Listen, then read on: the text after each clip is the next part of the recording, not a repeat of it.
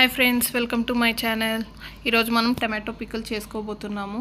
నేను 2 kg tomato తీసుకున్నాను. అన్నీ వాటర్లో వాష్ చేసి మళ్ళీ తడి లేకన్నా బట్టతో తుడుచుకొని కటింగ్ చేసుకుంటున్నా. ఈరోజు విత్ మెజర్మెంట్స్తో నేను చెప్పబోతున్నాను టమాటో పికిల్. టమాటోస్ అన్నీ కట్ చేసుకున్నాక పెద్ద బాణలి తీసుకొని దాంట్లోకి వేసేసి నేను 200 grams ఆఫ్ చింతపండు, అంటే 2 kgకి 200 grams తీసుకుంటున్నా.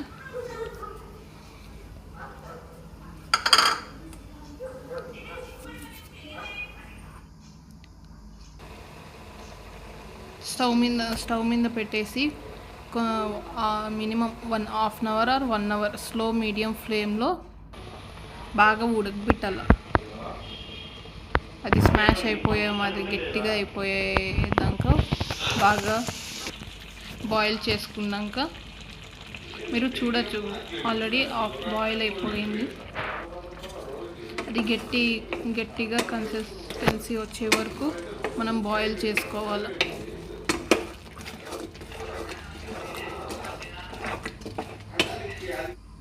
చూడండి, ఇప్పుడు టమాటో మొత్తం గట్టిగా ఉడికిపోయింది. ఉడికినాక ఇది చల్లారబెట్టినాక మళ్ళీ నెక్స్ట్ ప్రాసెస్ మీకు చూపిస్తాను.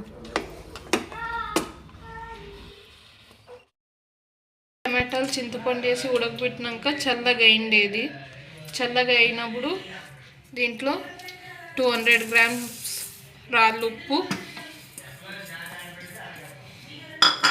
కారపొడి 200 grams తీసుకోవాలి.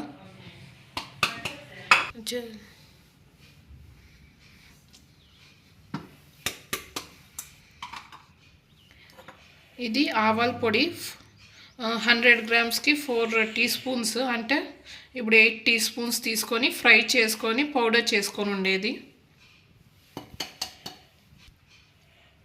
ఇది మెంతుల పొడి 100 grams మీన్స్ కేజీకి 2 teaspoons. నేను 2 kgs తీసుకున్నా కాబట్టి 4 teaspoons మెంతుల పొడి వేసుకుంటున్నా. అన్నీ ఒకసారి మిక్సీ కాడియాల. ఇట్లా అన్నీ కలిపేసినాక పసుపు నేను హాఫ్ teaspoon వేస్తున్నా. అండ్ కొన్ని తెల్లవాయలు,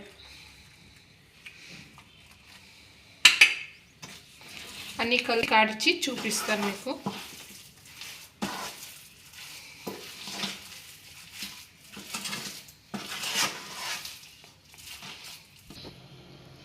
మిక్సీలో ఆడిచ్చేసినాక ఇట్లా నున్నగా చేసుకున్నాము. ఇంకా దానికి తిరుబాతు వేద్దాము. సేమ్ బాండ్లీ తీసుకొని ఆయిల్ వేసుకుందాము. మనం పికిల్కి ఎంత ఆయిల్ వేస్తే నేను 1 liter ఆయిల్ తీసుకుంటున్నా.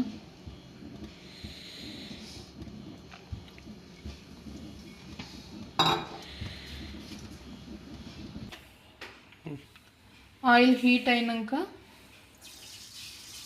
మెంతులు, మస్టర్డ్, నూనె కాగినాక మస్టర్డ్ వేసుకుందాము. ఎండుమిరపకాయలు,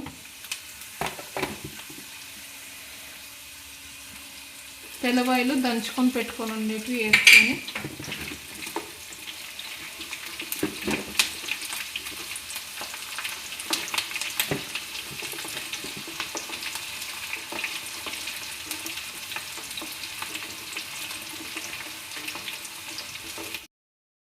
వేసేసినాం కదా. ఆయిల్ చల్లగా అయిపోయింది. ఇప్పుడు మనం మిక్సీకి ఆడిచ్చి పెట్టుకొని ఉండే పేస్ట్ తీసి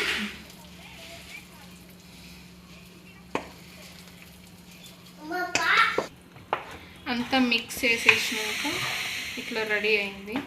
మనము గ్లాస్ జార్ తీసుకొని పెట్టుకుంటే 1 year వరకు స్టోరేజ్ కూడా ఉంటుంది. ఇది రైస్లోకి, చపాతీలోకి టేస్ట్ బాగుంటుంది. ట్రై చేయొచ్చు మీరు కూడా.